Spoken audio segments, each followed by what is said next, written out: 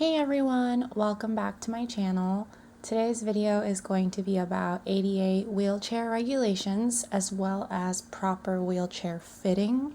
I found this information somewhat confusing because it's a lot of numbers when I was studying for the MBCOT, so I wanted to review it with you all in a way that is nice and organized, and hopefully it will help you cement the information.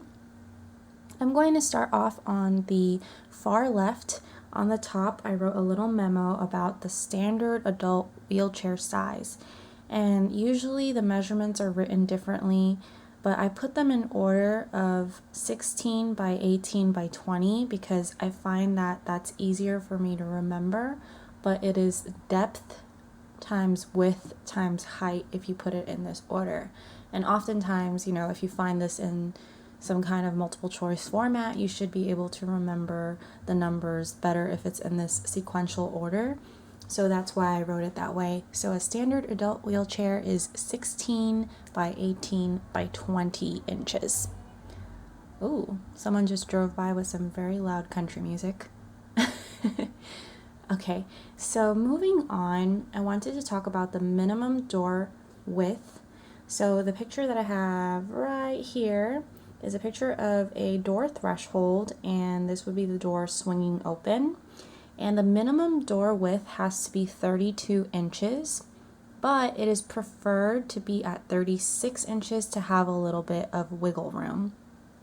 So a lot of these numbers you just have to memorize, and I find that when I use visual aid, it helps me remember it better.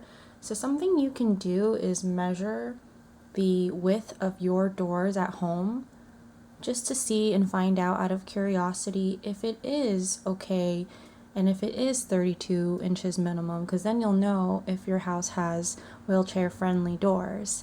So that's one way of kind of experiencing that and seeing what it's like on your own.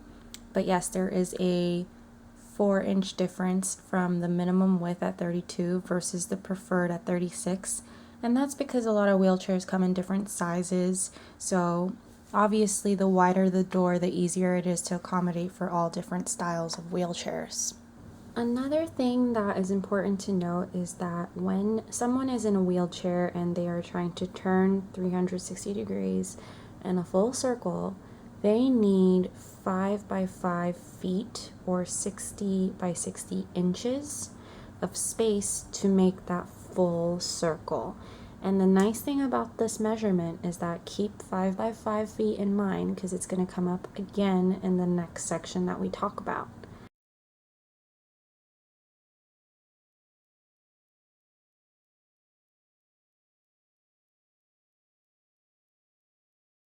So this next section in the middle where I drew a little ramp is the slope ratio that is required for designing a ramp to get to, wherever you need to go if it is higher up.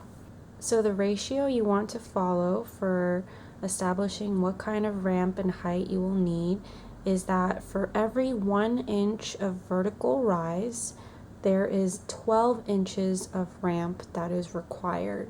So it is a 1 to 12 ratio for the slope, and that's why I drew a little picture of the slope going up, which is like the run, and the rise is the vertical rise on the side. And the reason I also drew a little space on top of the ramp leading up to the door is that when you are thinking about functional mobility, when you go up the ramp can't just lead straight into a doorway. You need space there so that the person in the wheelchair can successfully maneuver their wheelchair over the last rise of the slope and then land on something flat, because obviously it would be very challenging to go straight into a door from a ramp that goes straight up.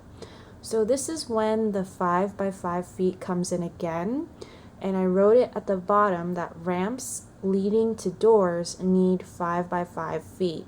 So this transitional space is the same amount of space that you would need to make a 360 turn as well. And that's easy for me to remember because they are the same numbers.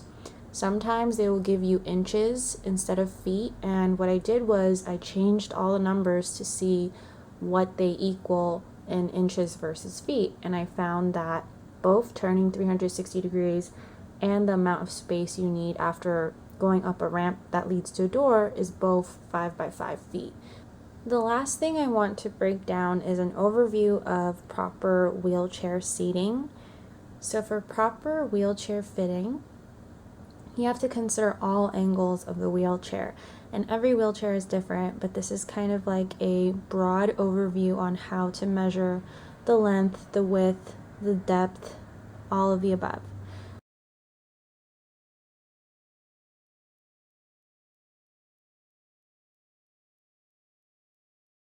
So when we're talking about length, we're basically talking about the backrest height, and that means from your seat up, how high is this backrest going to be?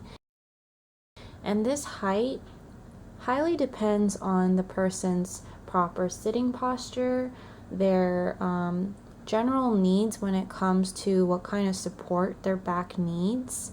So if they have difficulty sitting upright on their own and maybe need maximum support, then it would benefit them to have a higher backrest. But you also want to make sure that the backrest isn't too high for them, where it's not rubbing into their arms or their shoulders. You don't want it to impede shoulder mobility. So this really has to do with the person's specific needs, and that is why there isn't a clear, quantifiable way to measure this.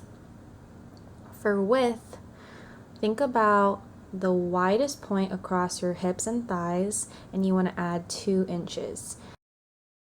2 inches is a magic number here for the width, because obviously if you sit down in a chair, you don't want to have to squeeze yourself in. You want to have a little give. So if you have a little extra room, 2 inches is just fine to give yourself a little wiggle space on the sides of your hips.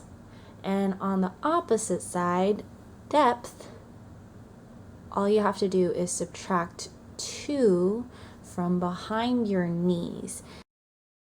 And this is worded this way, where you subtract 2 inches from the back posterior, so basically where your butt is, to the back of your knee. Another way that can be worded, if you find it easier to remember, would be that the wheelchair seat should end 1 to 2 inches before the back of the person's knees. And this is there for establishing a swing length. And the idea behind that is that you want the person to feel comfortable sitting, and you don't want the back of the knees to ever be rubbing up against the wheelchair. For the footrest, there should be a 2-inch floor clearance. So you're starting to see a trend here that all the numbers are 2 inches for a lot of these. So that's an easy way to remember it as well. The magic number is 2, but this one you can kind of work through it logically and think about how you wouldn't want footrests to be scraping across the floor, and you would want it to have a little bit clearance off the floor if people are resting their feet on it. So 2 inches of floor clearance is perfect for footrests. And you also want to keep in mind, if anyone has any orthotics or casts, you measure them including that cast. So if that changes anything, then you still want to adjust it so that the floor clearance is 2 inches. Last but not least is the armrest. The armrest is really all about making sure that the person using the wheelchair can rest their arms comfortably, and this is designed in a way where you want to think about ergonomics. So typically when you have your elbows bent, they're going to be at a 90-degree angle when they're resting on the armrests. So from there, you want to make sure that they have 1 inch from the bottom of the chair to the flexed elbows. So that concludes my overview for wheelchair regulation as well as proper wheelchair seating.